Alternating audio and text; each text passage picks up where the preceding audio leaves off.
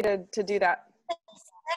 Special This meeting is now being recorded. There is a special guest on that has worked on humor, and I heard her story last night, and I love humor myself. And you guys have heard me preach before that funny is money. Judy Carter said that. Very successful public speaker, highly paid, teaches other public speakers. Funny is money. And so I think if anyone can teach us how to be funnier and connect better with the audience on humor, the better for us. But what I want to do is, let's use this as well. Do like a 90-second check-in on what you're doing on your project. So this is about your project. And then after our check-in, Vanessa is going to share on humor. Awesome. So who would like to check in first? My project, you're talking about our online course? Yeah. Yep. I'll start. I'm still waiting to hear back from Miro, who's presenting me with a proposal on moving my work forward. And you'll be happy to know that he completely said my website was like, oops. My website, which is an old website that my web developer was just putting in new information. He said, that's not going to go. He said, I will probably need to get maybe a domain. I have a domain name called thesciencebehindsuccess.com, which is like miraculous that I got it. And I got it like a year and a half ago. So I know that's where I want to go, especially around bringing in the science piece. And then he said, I need a domain name too for my work. And practical spirituality is probably going to be gone. But anyway, I'm waiting to hear from him as to the next step and what it's going to cost and all of that, because I want him to help me, and I'm going to go to Jack. Okay? Yeah. And I'm doing my online course, and I'm loving it. And it's my first online course, and it's about the work that I love doing. And I'm doing another 3 hours a week on the Enneagram. Which is just phenomenal. It's the advanced Enneagram. It's the holy ideas. It's you got to I love the Enneagram. Yeah, it's really about lifting us up to the highest we can be of our type. And so that everything is syncing. And then today I spent 2 hours with a quantum physicist that I've been inspired by, who has this theory of the unified field. And I'm excited about life. Yes. Nicely done. But your facial expressions at the very end and the excited about life is my favorite part. When you were talking about what your current work that you're doing, you lit up. I encourage you to do more of that. It's getting you practice being that facilitator, connecting with an audience live. So thank you for that, Patricia. All right, who's next? I'll go next. Jackie. Have you ever had a frustrating experience and it was terrible, and then you realized there was a reason it all happened? Have you ever had that happen to you? Yes. I made the realization today that that's what happened to me. I think most of you know that I lost a lot of my work on Saturday on the Teachable platform and have been waiting for 4 days for them to get back to me. And I made the realization today that if I had the super, super expensive plan that's $250 a month, that I would be able to chat with them about my problem. But since I don't have the super expensive one, they're taking forever to get back to me about it. So I decided to do a little experimenting with looking at Experientify, which is a platform that Mira had mentioned. And I think it's going to be better in the long term. It's $100 a month, no matter what. And their platform is going to bring a lot of things to my potential customers, to my future students, that the other platform wouldn't bring. So this happened for a reason, and I think it's going to be an easier platform to work with. So I decided that I'm just going to go ahead with redoing the whole thing on Experientify. And yesterday I got all my numbers prepared for my taxes, so I can send my taxes in, get my my stimulus check, and start getting unemployment.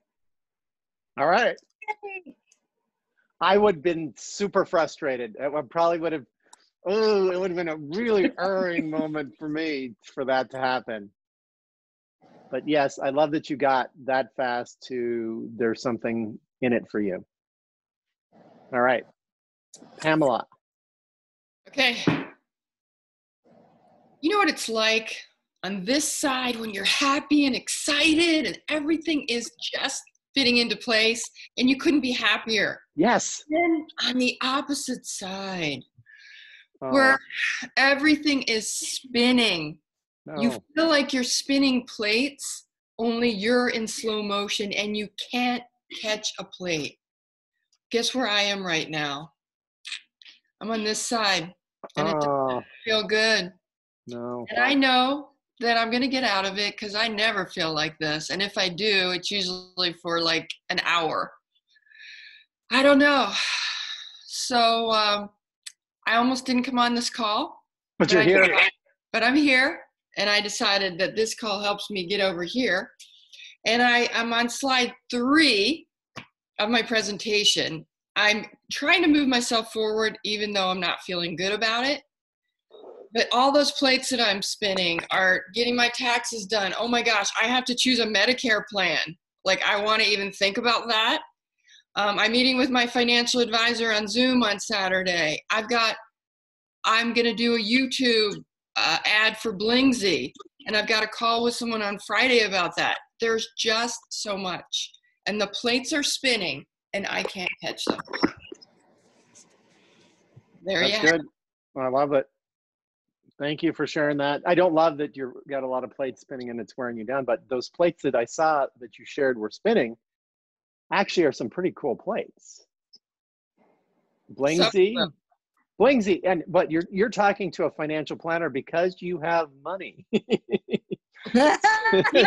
He's saying you can retire if you want now.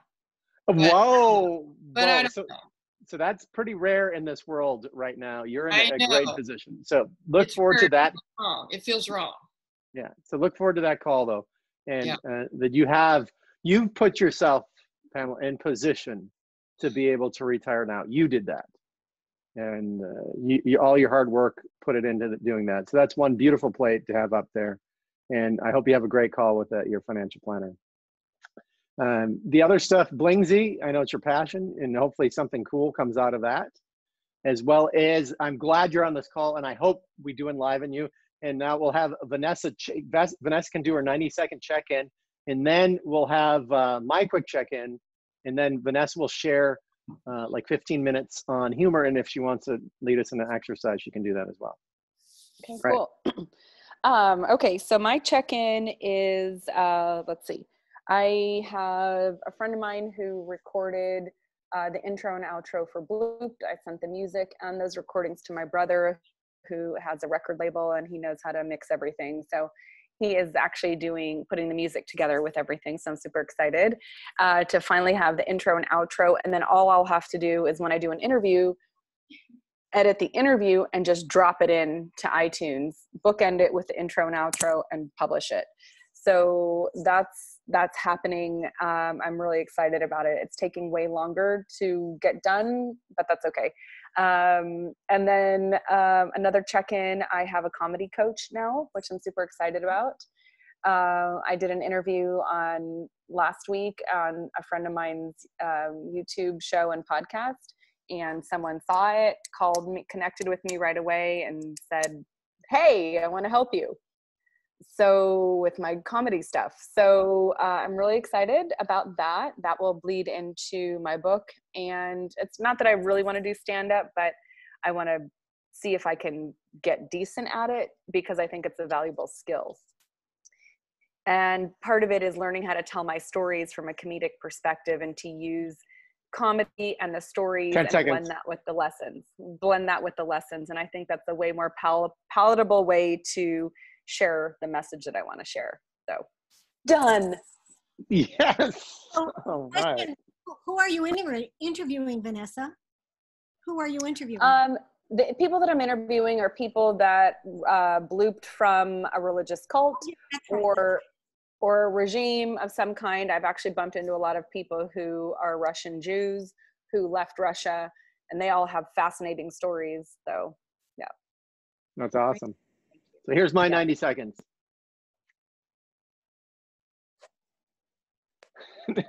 I'm lucky that it seems like Jennifers are meant to help me in life. My first real, it was not real girlfriend. It sounds better. The second real girlfriend was Jennifer, and she broke my heart. And now I have two Jennifers that are helping me with breaking up with fear. So I'm excited about it, and they've triggered me. You know, look at the Google search and what are people looking for on how to overcome what particular fear. Create a video about that answers that how-to question and put it out there, which will jump up in the search engines. And then the idea of the common leadership fears, address those individually and put out videos that match that. And then the common speaker fears, address videos that put that out individually and match that. So when people search, videos of mine or that are created with other people will show up very high on those search levels. And also creating a lot of content for that. The one Jennifer is actually helping me with Instagram and Facebook, a Facebook page and breaking up with fear. The other Jennifer has helped me edit videos and create a product, 7 video tips to breaking up with fear, and looking to create more and more products. Also, want to take speaker skills live to the world, and I want you guys to help me turn it into a phenomenal place that people are just wowed by, that they can't miss a minute of it. And I know you guys can help me do that. And I'm over time, so I'll stop right there, and I'll share some of the others later. Let's jump into. My sister whose name is Jennifer. What's that? My sister's name is Jennifer, the one that lives in Nashville. Okay, yeah. I like Jennifer's right now. They've been really good to me at the moment. So Vanessa shared a little bit earlier, and I'll give a quick introduction to it. Comedy and humor, bringing in my speeches, is something I've always wanted to improve. And I keep saying to myself, I'm going to do it. I got up and did a couple stand-up comedy stages, but I'm not good at it right now. I do bring humor in pretty much every interaction, or most interactions and most speeches that I do, because I love it. I think it connects more with the audience. And so Vanessa has some ideas she wants to share with us. And also we just want to trigger this. So Vanessa went on a podcast, and correct me if I'm wrong on any of this, went on a podcast, she shared something. Someone got so excited about the way she showed up and volunteered to be her comedy coach that has real experience. So how you show up matters. And I don't know, I'll share this because to what excited me for Vanessa, they actually talked about, he was so excited. He has 4 trained comedians, or is it 4 or 3? 4. And he wants to add Vanessa to the lineup to be 5th to do a show online and then potentially travel with that show. Woohoo! That's what she got by showing up in some, I want to see the clips of this video, how you showed up for that. Maybe you should watch yourself on that if you have that video. So I'm just being myself. It was just, it was very casual, very comfortable. I looked really cute. I had good lighting, but that being said, was just a good conversation, and we were talking about a mixture of spirituality, mindset, and improv. So the guy that watched it has written comedy pieces for people in New York and LA, and has done some really cool stuff. And he direct messaged me right after, like during the interview, and he's like, "Hey, I want to talk to you." And he said, "I really liked your voice." He goes, "I don't listen to these shows all the time. I just never watch them all the way through." He goes, "But the combination of what you bring, I watched the entire show." And so I had a class with him, and I wanted to just share this stuff with you because I think that there's a difference between being playful and humorous, and being humorous. We can all be playful, and that doesn't require skill. But what I'm learning, and I'm only sharing what I've learned with you guys. So it's not like I'm not coming to you as an expert. I'm just passing this on to you. And that is that humor is a skill. Playfulness is our nature. Humor is a skill. So humor can be developed with a certain set of rules. And I didn't know this. So if you look at any comedian like Amy Schumer, you pick your favorite comedian, know now that they spend so much time practicing. For every 1 minute of every 1 minute of their show equals 1 week of practice about that particular material. That's how much time, energy, and effort goes into these shows. So comedians, just a little bit of backstory, comedians or comedic success is measured in LPMs, which are laughs per minute. And in the industry, a standard LPM is 7, so it means 7 laughs per minute. Richard Pryor was the kind of comedian that got 9 laughs per minute. So it means he was way above and beyond. And especially at a time where comedy was sort of being revolutionized and, you know, topics that were taboo were not so much taboo anymore. So it was a different era, but 9 LPMs. In the comedy world, there are 3 different levels of laughs. There's number one level is a chuckle, where you're like, ah. Second level is where the whole audience is engaged in laughing. And the third level is where that comedian gets a standing ovation. So this could even go for like applause, a not speaker. standing ovation. Sorry, an applause, yes. So that goes even for a humorous speaker, right? So if you're trying to measure your success, you could actually have someone track this as you're delivering your humorous speech. How many times are people laughing in 1-minute chunks? And at what level are they laughing? So that would give you an idea of like how successful your comedic approach is. So that's a little bit of a backstory about humor on stage and how it's measured and what people look for. So if you're, you know, if you're a comedian, you have to have 7 laughs per minute in order to be on any stage. So if you're just bringing in humor though to your talks, that's different, but come up with, you know, there's probably a formula for that. If you were to reach that 7 laughs per minute, you'd have a pretty engaging talk and you would probably get a lot of traction around your talk. Obviously there are serious topics and it's not all meant to be funny. So no pressure to make sure you're getting 7 laughs a minute if you're talking about something like you're talking about, Jackie, which is domestic violence and surviving abuse. But there is room for playfulness in almost every speech that we do, even if it's not a joke. So what I want to share with you guys today is any of that helpful or interesting? Totally. Okay. What do you guys like about what she just shared, or what might you use? Could it be helpful? Yeah. Because there's a little bit more, but I just want to get a feel for what you guys think. I think it's important to know the distinction between playfulness and humor, and that humor is a skill, you know, and that the hours of practice that goes into it. So that was an important distinction for me. Okay, Me good. too. And at first I was about to argue with you saying that about playfulness, but you're right. I think human beings and animals are naturally playful, and then we get stifled down, and it's almost like we got to unlearn these things that stop us from being playful. And so I think there's an unlearning that needs to be done with the playfulness, so more of that comes out on stage. But you're right, humor is a skill that can be built by any of us, as well as speaking, all these things. So thank you for that. And you know, you're welcome. And so like for Jackie or any of you are talking about serious stuff, but let's just take Jackie's because it is such a tender topic. You can be a playful speaker, but it doesn't mean you're going to be humorous, right? But even in that, I try to be humorous, and actually that's, I don't know if I ever told you, Chris, but at the beginning of the year, I was like, you know what? I don't have any money right now, but if there's any way that I could work with Chris this year in some way, that would be amazing, because I think he can bring more humor into my talks. And that's something that is important to me. I don't know if I've ever mentioned that to you, Chris, but no, thank you for saying that's awesome. You're welcome. Jackie, you had the same thing. I had the same thing. I wanted to work with Chris, and I was regretting it, and then I was figuring out how I could possibly do that, and then boom, there it was.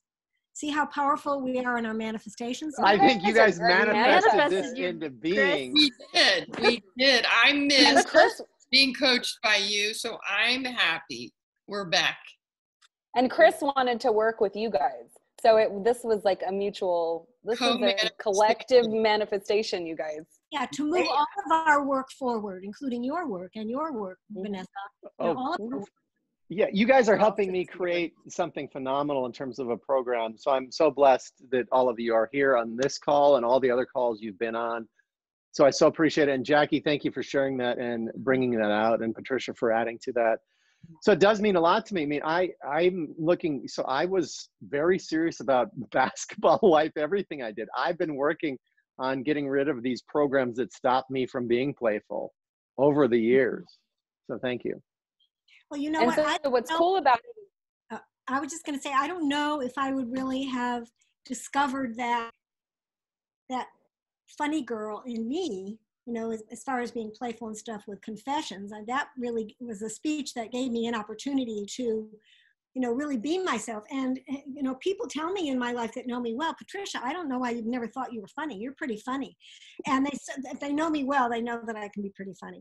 But it was like moving from that place of thinking that I had to be, you know, serious and intent and, you know, that whole thing, instead of just being myself totally with the information I want to share.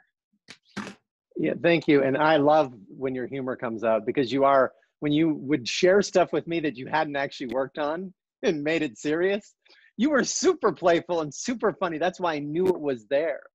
And I knew you could deliver it phenomenally. And what I'd say with Jackie too, it's people that are going through traumatic events actually need a laugh. And they need a laugh. Yeah. And certainly we can make it serious, but then they need to laugh and let it out too. Yeah. And Boss Baby is easy to laugh at because of the ridiculous and crazy things that he's done. So it's cathartic for me because I get to laugh at him and he has no defense. Yeah. Well, Boss Baby in and of itself is funny. Yep. It is. That's one of the things that I was trying to use to bring in humor. I don't know. I don't think, Vanessa, that you saw my first speech at the first retreat, but I talked about how I call my ex-husband Boss Baby and just made a big joke out of that. And I think it's pretty funny. That's awesome. Yeah. I'd love to hear it someday. Well, jump back in, Vanessa, and share some more. Thank you. So yeah, being intentional with your humor is a skill, something that you can build over time. So I'm going to give you guys the 5 basic joke structures. Every joke that you see on television or sitcom or Eddie Murphy special follows these 5 joke structures.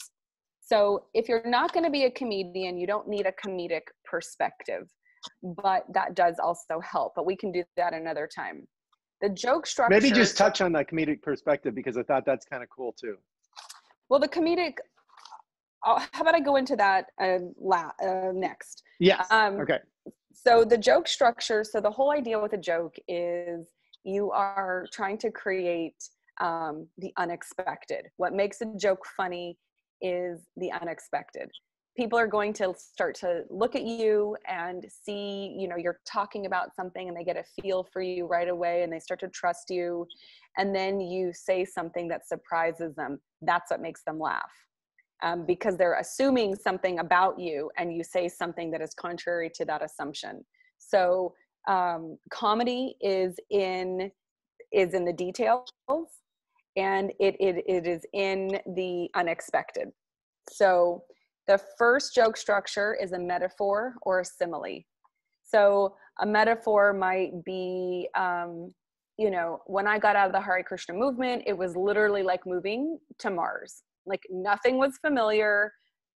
Everybody looked really weird and strange, right? So thinking about how you can relate some normal part of your life or your story to something that's totally off the wall and unexpected.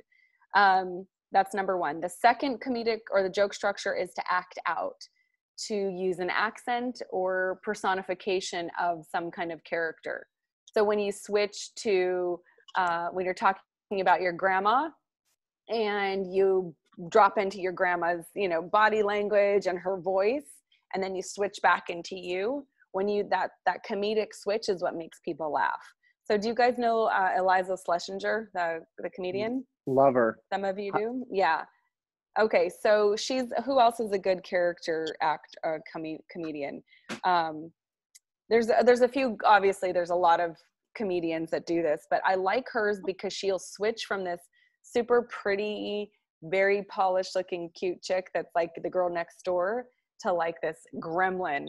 And she takes on this really ugly face and she walks like a gremlin and she does all these weird things and she talks like the gremlin. And that's the switch. That's where the comedy is, where she goes from who you think she is to something completely off the wall. And you can see that over and over again. It's really funny. Jim Lucille- Gaffigan does a version too, but not as dramatic. So you can see someone Okay. who doesn't do it as dramatic. He actually goes, he shares a joke and goes, he actually does like the audience voice. Is he going to talk about bacon again? Is he going to tell another bacon joke? Yeah, Fortune so- Feimster, I think is her how you say her last name. She's really good at that too. Who Yeah. is it?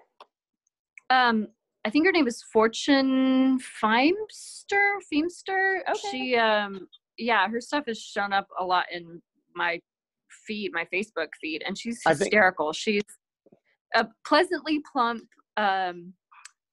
lesbian woman who talks. Oh, she's so funny. She's hysterical. She just pokes fun at herself and her family, and it just, yeah, it's really, really funny. And she So does then that's that when a lot it, with does the she take on, movements, and does she take on the voices of her family and the personification of them? she totally Okay. does. She totally does. And the movements, and yeah. And I can see you doing Boss Baby. Yes. Yeah. Listen, if I could do Clint Eastwood, then you could do Boss. You made my, Patricia, I can totally see you as Clint Eastwood right now. she did Oh it. Patricia, you made my day. I When- fought you on that one. I didn't think you were going to win that one. I mean, I wish no we would have fucking way. recorded that session because I was giddy just with the thought of you doing it, and you kept resisting me and resisting me and resisting me. But I go, no, you gotta do it. I know.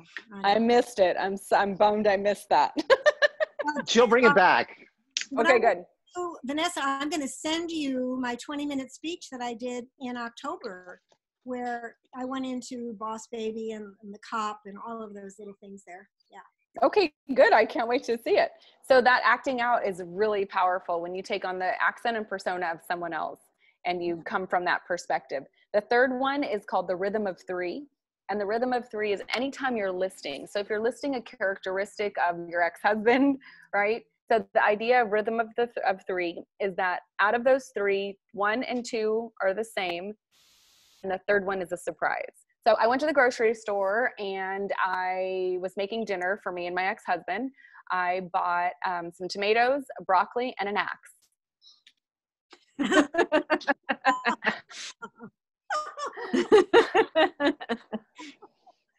And so Right? the other thing comedians do So- with that rhythm of three is then find like the axe funny line, find a way to make that as another hit to be funny again. To do what? To make, so the reason comedians can get so many laughs per minute is they create that setup, which creates other little jokes off of that. It's like, Oh, yes, so, yes. so Vanessa did a cool one with the axe. The axe is funny. And then she goes, really, the axe was for me to chop wood so I wouldn't chop him apart. You know, it was whatever goes into something else. So yeah, and that's, you know, the comedy there is callbacks. So then later on in your talk, if you're a comedian or you're just doing a talk or teaching a class, you kind of come back to that. So you might be talking about 3 things you need for personal development, and you do 2 of the same and then something totally out of the blue and kind of weird. And that's where you'll get laughs and some engagement. Then there's the double meaning. So the fourth comedic structure or joke structure is double meaning. So when I was working with my coach yesterday, he said the word market. And when I heard market, the very first thing I thought was market, like marking something. He meant going to the market, like Whole Foods, Trader Joe's, whatever. I don't know where I came up with market, but the second he said it, I was like, market. I didn't think of going to the grocery store. So there was a surprise there, which was kind of cool. And it just shows that I was open, my mind was divergent, right? So it's not a comedic example, but it is an example of a double meaning, and playing with the double meaning of something can make people laugh. You can use it throughout. He was talking about a comedian who was talking about, this is crude, so I'm taking his example, but compared her vagina to an old Craftsman house. And literally every time she talked about the Craftsman house, she was referencing, you were thinking she's talking about her vagina, and she was, but she was talking about her house. So this is a real estate agent who would go ahead and reinvigorate old houses. And she was also getting back into the dating market. So this is where her talk, she kind of crafted this talk around these two topics and was making that association. So every time she said Craftsman House, you saw the Craftsman House, but you also thought of her vagina. And for some reason, this was comedy gold. Everybody loved it, and it was hysterical. So I was kind of like, what? Pamela has a double meaning in hers when she talks about straightening up when her parents or people came to her house. Okay. Yeah. Yeah. Oh, straightening up, like acting straight, and then also proper manners. Yeah, well, straightening up the house and cleaning up the house was basically making it look like we were not lovers, but we were roommates. Got it. Okay. Okay, exactly. So that can be really funny. And so every time you would say that line in your talk, people have both of those, and that's what makes people laugh. And they are kind of in on your secret. They're in on your joke, which is fun. And it creates this feeling like you're in this together. And then there's the misdirection, literally like, so I'll share the other story that he told me yesterday. So misdirection, he's from the Ukraine. His mom is very Ukrainian, and he was very bullied as a kid. And I'm going to see if I can get this right, because this is a really good one. Oh shit, I think I forgot now. I can't do this one right this second. I just drew a blank. But anyways, misdirection is where you portray like someone in your life as sweet and kind. And so you might say like, I went to my mom, and you portrayed her as this one thing, and then she says something that's like totally rude and mean. And so that can be funny, because you already instantly have a picture of this guy's mom who's got a bun and gray hair and is bringing him, latkes or something. I don't know, something totally out of the blue. And then she says something really mean, but it's funny.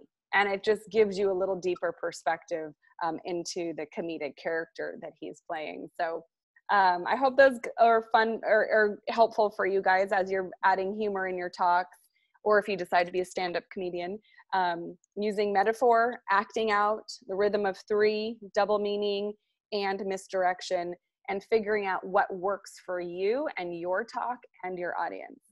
Would you explain misdirection again? Yeah, so misdirection would be something like, let me give a little thought to this. So it would be, I love my son so much. He's so sweet. And one day he came home and he told me that he was being really bullied by other kids. And I just said, I'm trying to find it.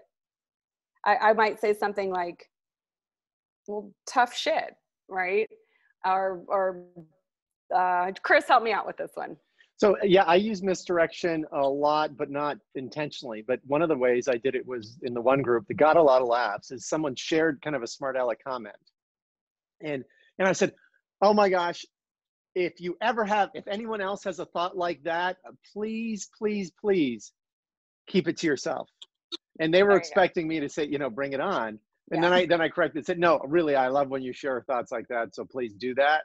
Now, it can be dangerous that if you especially shut an audience member down, that you make sure you enliven them back up.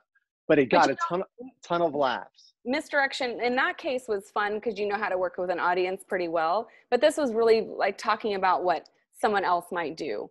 So if you're talking about spiritual work, Patricia, and you're leading them down the direction, maybe you're confessing a moment where you weren't so spiritual, but now on stage, they know you as this very loving, kind of Zen kind of woman, but then you share a moment where you were like judgmental and bitchy towards something. That can be funny. You can make humor out of that.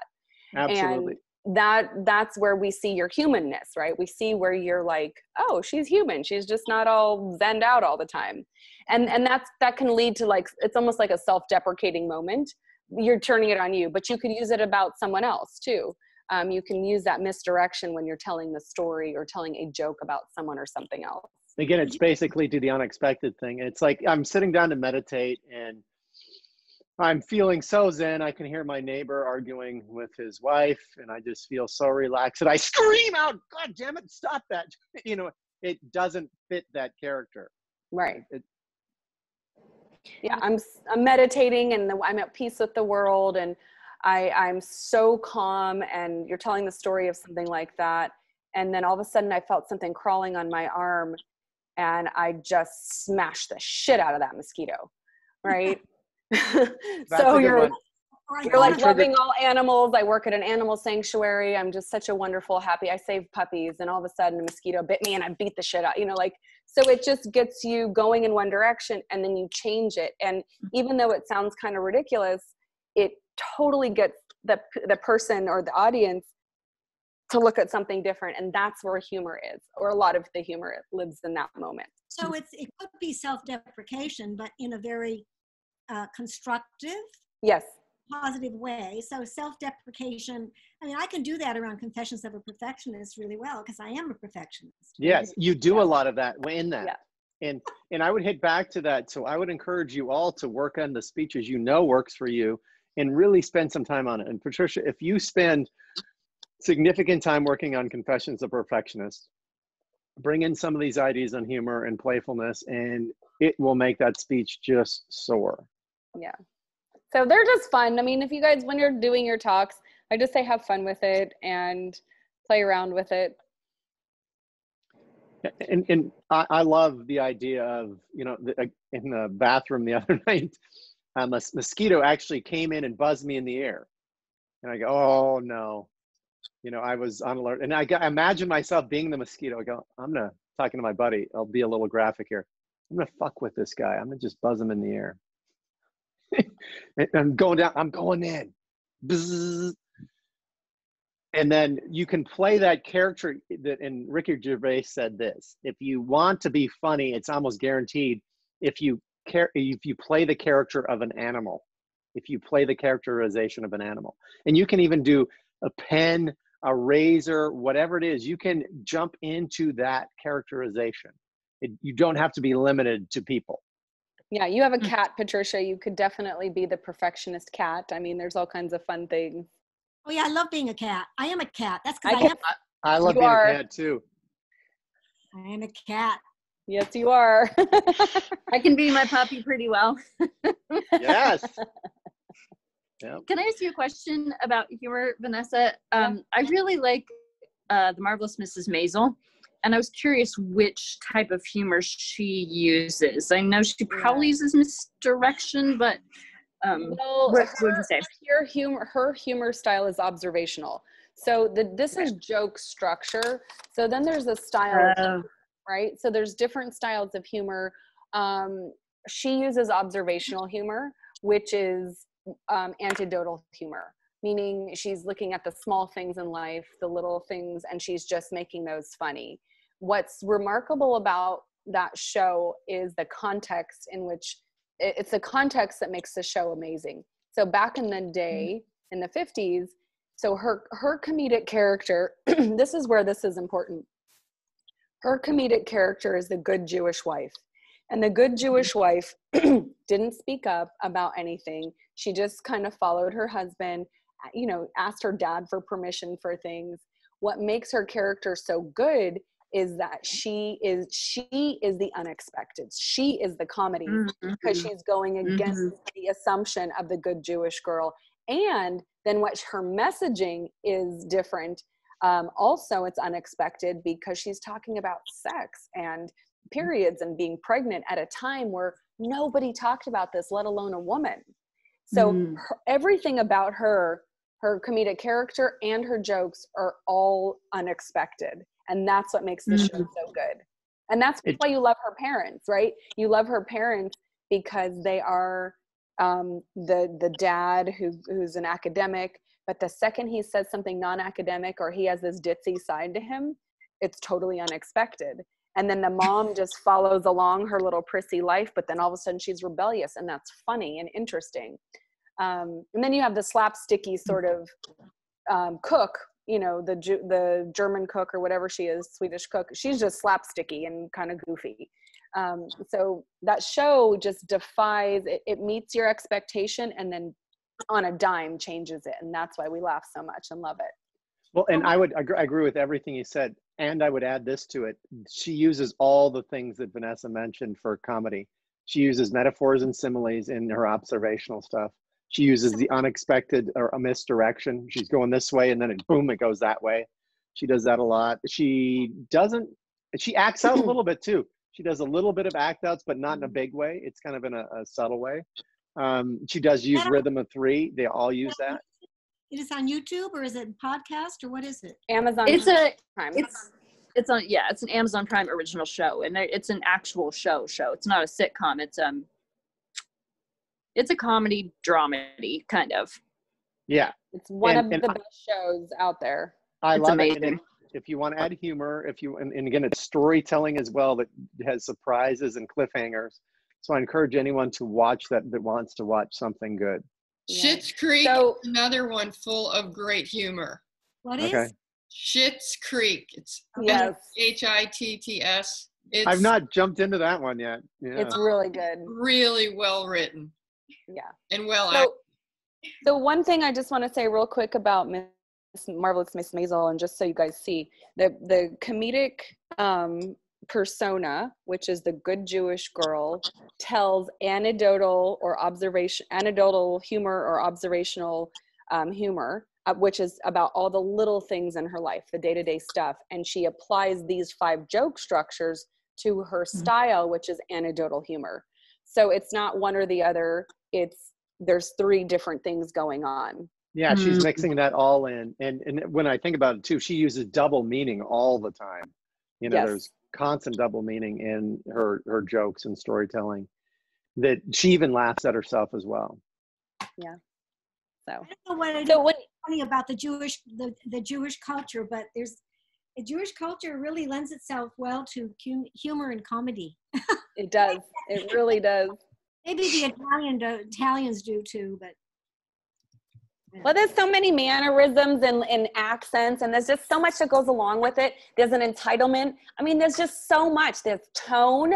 There's all kinds of stuff. I mean, it's just brilliant. And you could go days and days and days with it. Oliver like that. that was really good. And that's why, remember the idea, be bad so you can be great. Keep being bad at it. So bad accents, and that's for me too. It's permission to do a bad accent. I thought not to say Vanessa's was bad. Permission. I'm like, are you saying I'm bad? What are you saying? What do you mean, Chris? Vanessa's I thought was excellent, but this is more for me to get over my own perfectionist attitude. Permission for me to be bad allows me to actually do it. Permission for me to do a bad 185 joke gives me permission to start it with no idea how to finish it.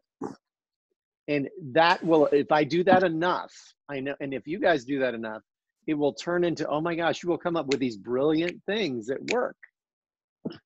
And just to recap on that, like when you hear really awesome speeches and talks, you guys, I mean, one thing I'm not good at is a lot of practice. I just get up and do stuff.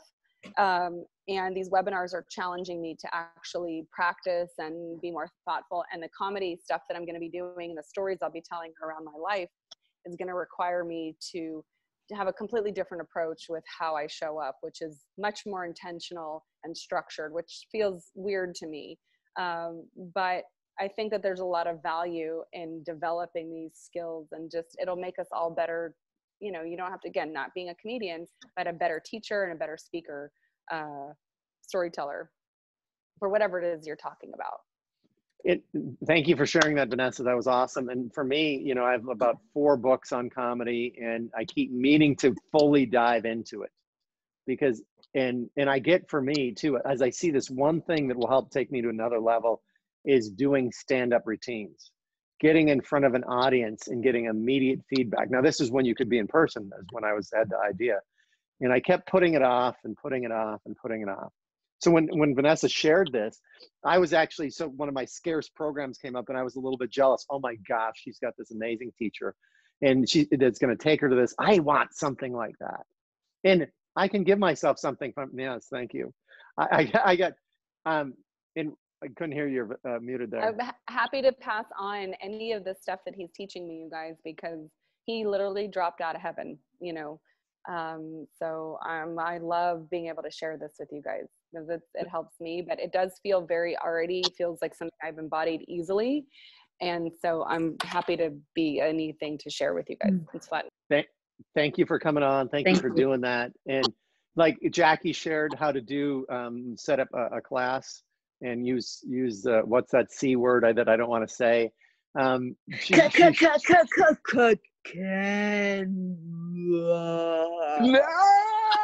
Jackie, if you can get him to go onto Canva, I will love you forever.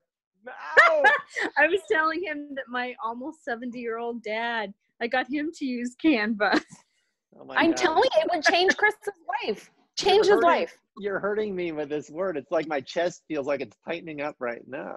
What you resist persists, okay? What you resist persists. Remember that. That's funny. So- You know, one of the things with Canva. What is it? sorry. People talk about it. I don't even let's Canva for another time. I'm sorry about that. This is part of the get shit done. This is your get shit done thing. It Yes, it so is the most magical tool to get stuff done. Flyers, ebooks, postcards, Posts. slide presentations, new post on Instagram, Facebook. books. It sizes everything. You get free photos. You can do anything, and you don't have to wait to hire someone to do it. You can just get shit done on your own, and it's brilliant. I hear you. And here's what I'm working on for me is, and I want your version of it for you. No, stop that. So, Hey, Jackie, yeah. Chris. Oh, you go ahead and share yours first, and I'll share. No, you go ahead first. Well, it's not about Canva, but I was just Good. gonna say one of my goals for myself with my speaking is to take the things that I have learned over the years that make my students laugh and translate that into something that makes an audience laugh. For instance, with students, they make mistakes all the time because you make mistakes when you're learning. And as a teacher, you have to find a way to make that funny, because if you don't make it funny, then they're going to feel bad about it. And for instance, one of the things that I do with students, sometimes if they make a mistake, I'll say, I'm sorry, that was incorrect. Please try again. And then they just start laughing because it's a different voice. So actually, let's all, funny thing. that is awesome, Jackie. So I want us all to Jackie, do that again. And we're going to all attempt to copy Jackie in our own version of that. So do that again. Okay. I'm sorry, that is incorrect. Please try again. I'm sorry, but that was incorrect. Please try again. Sorry, that was incorrect. Please try again. That was incorrect. Please try again. I like that one. Please. Wait, I couldn't do it. I was trying to be funny. I'm sorry, that was incorrect. Please try again. I love that. And so, Jackie, that's powerful. So stuff that works one place, and that's why I was excited for you before COVID-19 and all this other stuff, is that you were going to get a chance to teach. You're going to have an audience that you got to test stuff on a regular basis. And that's why I love that Patricia now has her class. And I know Pamela's about to do it again, maybe soon. What? Your meetup groups, I thought was powerful. I was so excited yes. when you were doing that. Yes, I've done a couple. Okay, good. And I want you to do more of that because it's going to give you the chance to play with material. So again, my vision, I'll give you my vision for me, and then I see a version of it for all of you. My vision is to create a mystery that people, from the get-go, that people need to know what happens next. To keep creating mysteries that they got to go almost as good or as good or better as some of the best written stories out there. But you have your audience live, and they need to hear what's next. They can't leave the room. They see their phone ring with something important, and you know what they do? They answer. No, they ignore it because your story is so good. Your story is so good. Oh, I thought you meant you were calling them. I'm sorry. No, that's all right. That's all right. I love the answer, and it makes me laugh. So you are telling such a compelling story. The call that they've been waiting for months, that's an exaggeration, that they've been waiting for hours has just called them. Just to listen. And they ignore it because that's how they need to know what you're going to say next, and they don't want to miss a word. Yes. And now here's why I know you guys can all do it, because you've done it for like 15 seconds, 30 seconds, a minute. But I want a sustained version of that. I've seen number of minutes of Confessions of a Perfectionist that is at top stage level, but you need to bring more of that.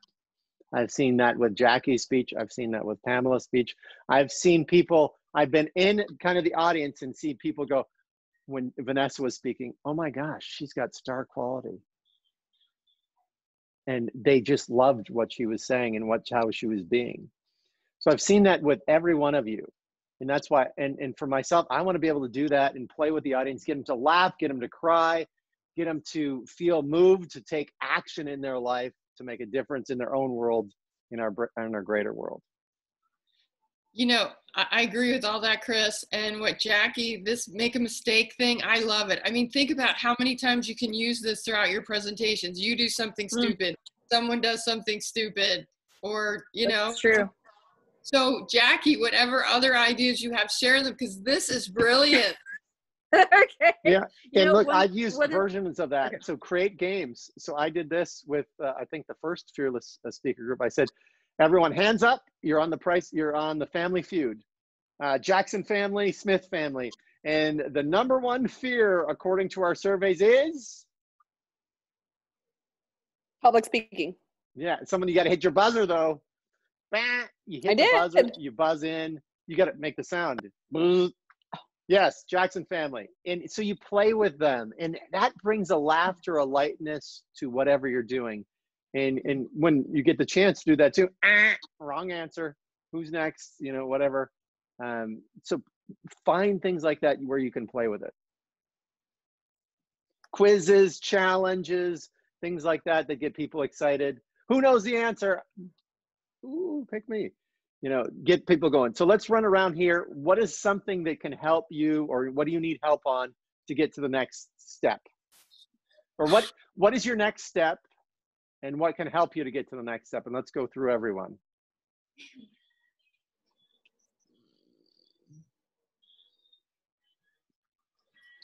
To admit, oh, I'm sorry. Go ahead, Patricia.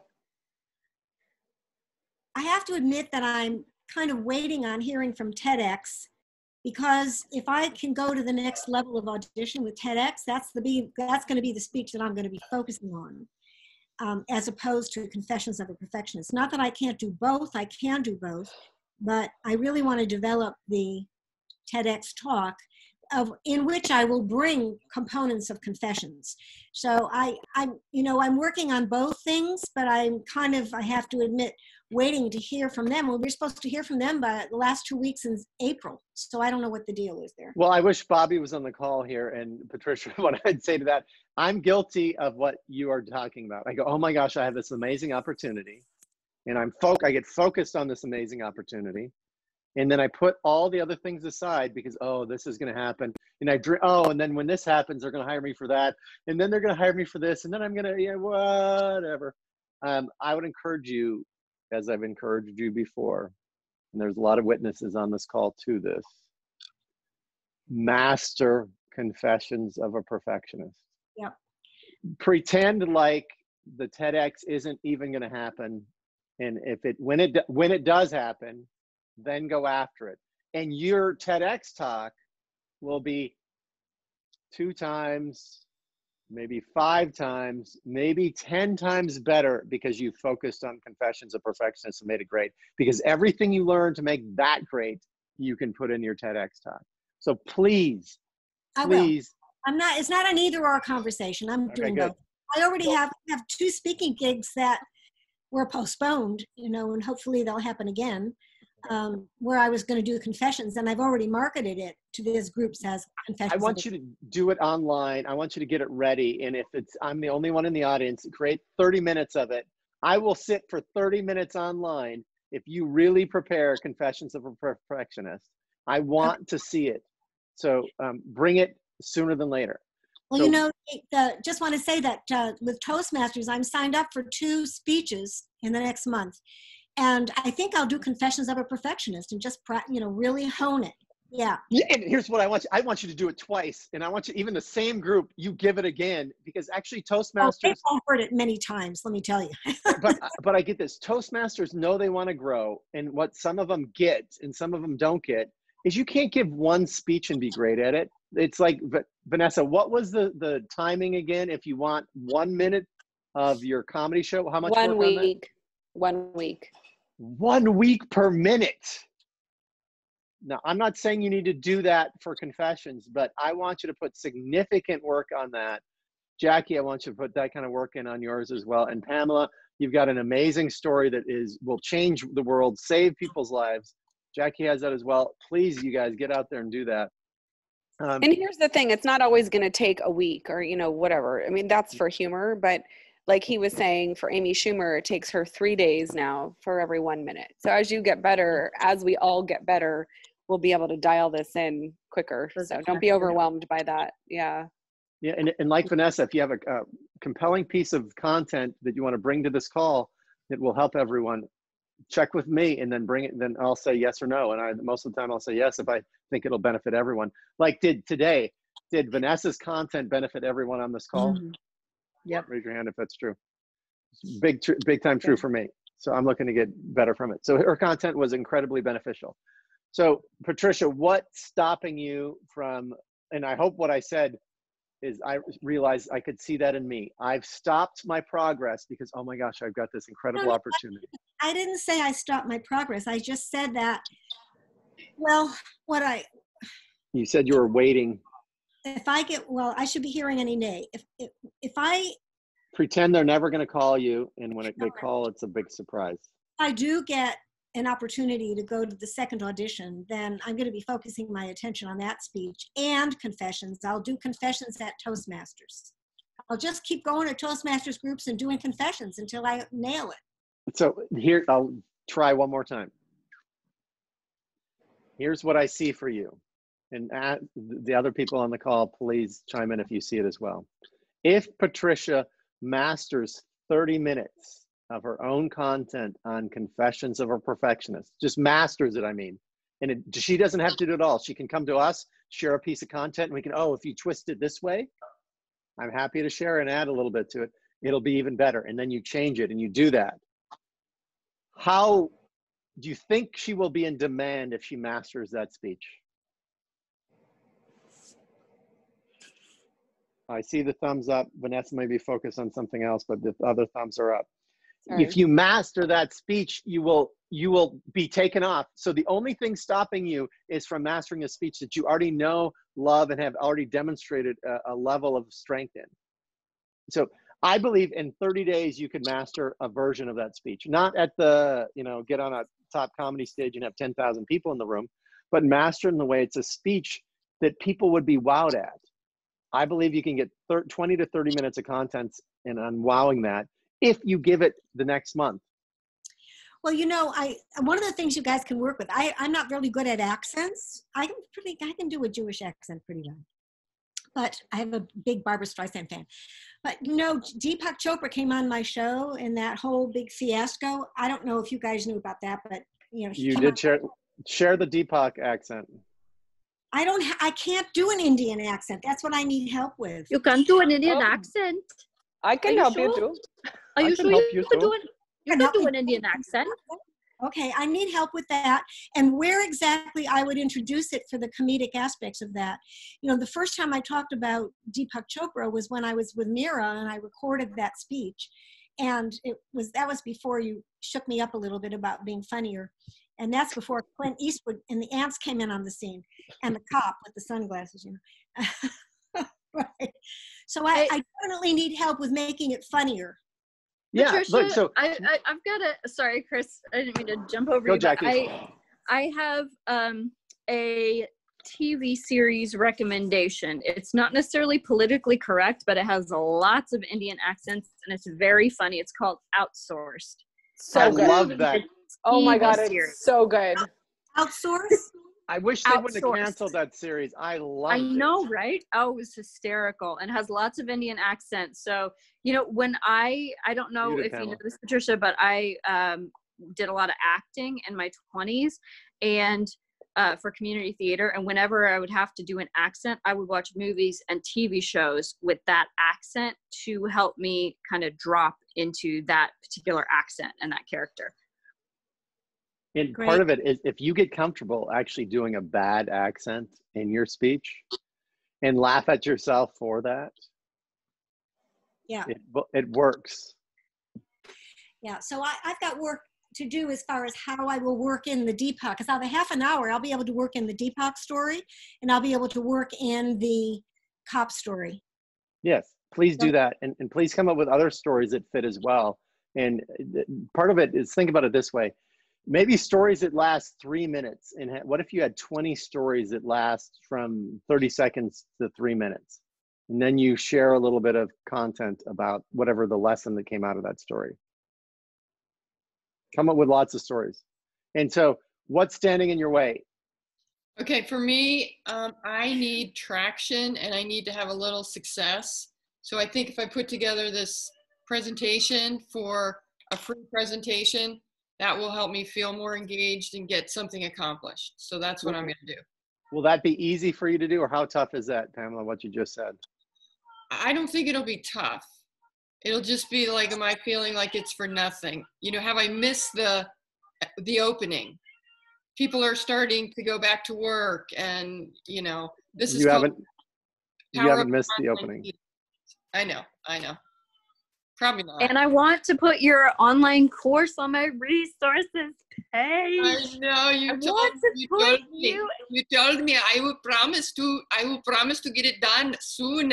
I'm not I'll be thanking you. I'll be thanking you. I'll be thanking you, miss. So is there anything we can do, Pamela, to help you get that presentation done?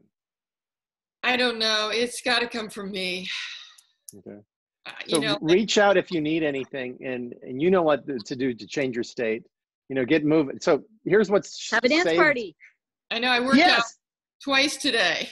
A dance party, working out. So you've done that. So, dance party. So if you crank up some great dance music and then go into your working on your presentation, or even if you're the kind that crank up the dance music in headset and do your presentation. Exercise. The one thing that I don't want people to interfere with now is my morning bike ride and my evening bike ride. It's like, oh my gosh, it's like life-saving to me. Oh. It allows me to move my body and relax versus this sitting position. So it's been so wonderful. So please do that for yourself. Yes, Pamela, Patricia. Question. Yes. You thought of doing podcasts? I started. I have a podcast. I have 3 or 4 episodes already. My last one was in December, and then I got caught up with work, and I'm just like not afraid to start up again, but I feel like What? I have an idea on how to start up again. Like, I took notes on this thing a while back, 10 things you could give up to be happier. And so I wanted to do one for each of the 10 things, and especially during this time, you know, so, and I can talk about these things endlessly. So it's not like I don't have content. I do have a podcast, guys. I have one. So what do you need to do it though? Is it technical stuff? Is what trips you up? Just, I need to go in a room and make sure she's attended to and not going to come in and bother me. Get my mic set up, get my computer set up, have the proper, you know, I like to stand when I'm doing it, and I just need to do it. Okay. Have you seen, have you watched? Getting ready for it, you know, and then as I'm getting ready for it, I'm starting to get more and more anxious. So I have to just do it.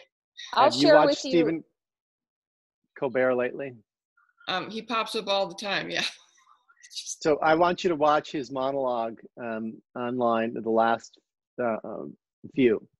And he almost purposely interrupts himself with the at-home attitude. The dog, his kid, his wife, like at the start of the one, he goes, my God, I just said something funny. And he talks to his wife, you're looking at your phone and I'm on doing my show and you're looking at your phone. That wasn't funny. And that stays in the show because it's real. He high fives or gives knuckles to his son who's handling one of the cameras. He's playing with a drink. He makes it very casual. If your daughter comes in, actually, you can make that a part of the show. Yeah. You can have her help you with the show. What I'm saying is, don't let if she screams in the background, you go, hey, anyone else having kids scream in the background? Well, you can edit any of that stuff out too, but yeah. You know what you could do, Pamela, too, is you could show her how to set up her own podcast. I've already talked to her about doing one with me. Not interested. You want to do your own? No, not interested. It's not my thing. It's not my thing. That's okay too. But what I'm saying, yes, you can edit out, but I actually think leaving human stuff in, like one of my favorite parts of some of the movies, like the Jackie Chan movies, was all the mistakes he made at the end. In every Jackie Chan movie, if you go to the end, we'll always show, there's sometimes 15 minutes of blooper reel with Jackie Chan. Yeah. And I look at, here's what I did I look at some of my recordings and I usually delete them, and I got to stop deleting all of them now. Because I go, I'm saying, what did you say right then? Why? And then I turn it off, and because I can't finish it. Most people would laugh if you put a compilation of that, me trying to say something that I couldn't actually say. Okay, so while she was supposed to be doing her homework this morning and I was upstairs working out, I came down. So she flips this book over and I look, it's all this stuff she's written down about body language, right? I mean, really good compilation of like, let me grab it real quick.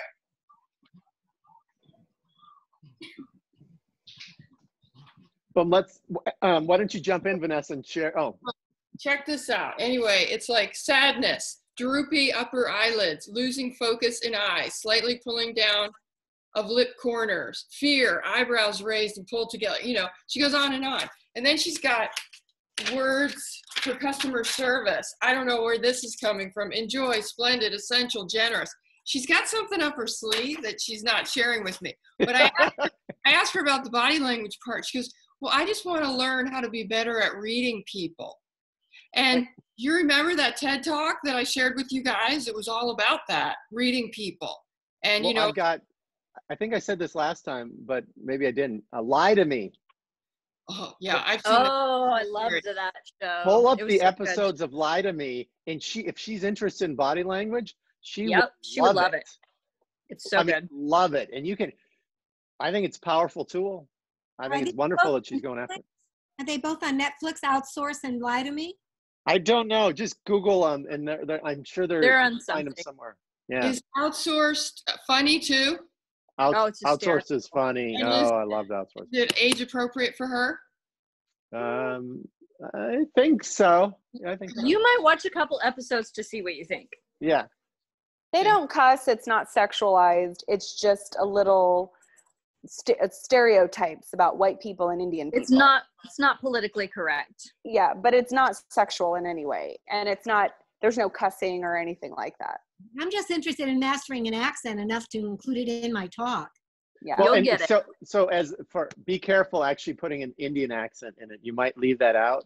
So some people would take a white person doing an Indian accent is racist, stereotypical. Well, in context, it's okay. Yeah, but in context with Deepak Chopra. Yeah, in context, it's okay. Patricia. I'm just a You warning. say Deepak said this, and you say like how Deepak said, and you said this. Thank you for switch back. Thank you for having me on your show. Thank you. Thank you for having me on your show. Yeah, Thank you. You gotta bob your head side to side. Thank you for having me on your show. Deepak doesn't bob, but doesn't mean you can't bob. All right, Vanessa, check in. I know you gotta go. Okay, I'm sorry. Yeah. Anything you need help on? What's your next step? I love the Wednesday calls, so this is super helpful. This is fun. My next step is getting, for the podcast perspective, is getting the files from my brother and then dropping in, I have 4 interviews, and just dropping those interviews in, writing up the descriptions and putting them on social media. So that's my next step. I am interviewing another woman who went from Jehovah's Witness to dominatrix. So I'm going to be sending her very cool. Yeah. I'm going to send her the link to book her interview tonight. So what about, are you open to reaching out to like the hub community and the people, you know, and see if tell them the project you're doing, because I love that description on Facebook that you had at Blooped. Tell them what you're doing. Is there anyone that would help you do boom, boom, boom, boom, boom as, you know, unpaid right now, intern? I don't really need anyone to do anything right now. That's the thing. Like my brother's taking care of that stuff. I need to edit right now because I'm editing for story, and no one's really going to be able to help me with that quite yet. So I don't really need help right this second. Okay. To be honest, yeah. If something comes up that is on your not to-do list, and I would encourage you all to look at the stuff you do and say, is there any way I could outsource this to someone? As we talked about outsourcing, is there any way I could outsource this? Is there anyone I know that's really good at this? Thank you, Pamela. Is there, Vanessa? Yes, thank you for that. So, Wait, I need a YouTube ad person. the YouTube ad person? YouTube ad person, okay. You know how when you turn on a YouTube video and some ad comes up? Mhm. I listened to a workshop. This guy was like saying, this is the way to go. So you pick the right place to put your ads. Like for Blingsy, it would be maybe a fashion person or a travel person. And you only get charged if they listen to that ad for more than a certain number of seconds. Yep. So obviously, if it's of interest, you're going to get the right people to continue watching. So YouTube advertising is like phenomenal. Yeah, I would put that out there to your network of people and say, is there anyone that could help me with this? I don't know much. I might know someone who will know someone. This guy, they were on my YouTube interviews. Yeah, connect them. Yes. Thank you. It's with Karen Roth's husband. She might know someone. Jackie. Hey, Yes. What is holding you back, if anything, and what's your next step? Well, Teachable has been holding me back. Dang you, Teachable. But Teachable also got you off your feet, young lady. That's true. That's true. I want to sing Pamela, is that you looking at the positive side of things? You very, very much. Have you heard that song? F you very, very much. Anyways, You're welcome. That I don't really actually almost ever say the F word, but that's how I kind of feel about Teachable right now. You're right. It was a great first step, and I learned a lot, and they're not going to be holding me back anymore. So now I am going to transfer. I decided today to transfer everything over to Experientify. So I'm going to make it my goal to have things released with Experientify on Saturday or ready to be released. Oh, and it also plays well with Zapier. So yay. That's awesome. cool.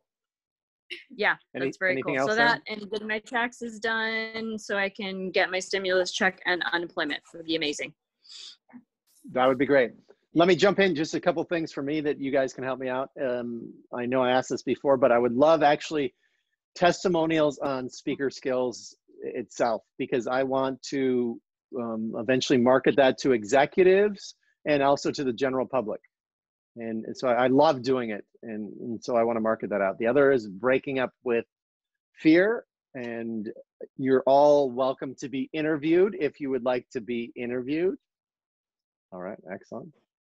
Because you all have breaking up with fear stories that could actually help other people. So I did a video testimonial. I know it wasn't great, but I already did. No, Pamela did. So hers, I would love video testimonials from all of you, and maybe we'll do it in the middle of a Speaker Skills call when we're all feeling energized, and I can get you to do it on camera, kind of as a group too, if that works for you. And obviously say what you mean. Yeah.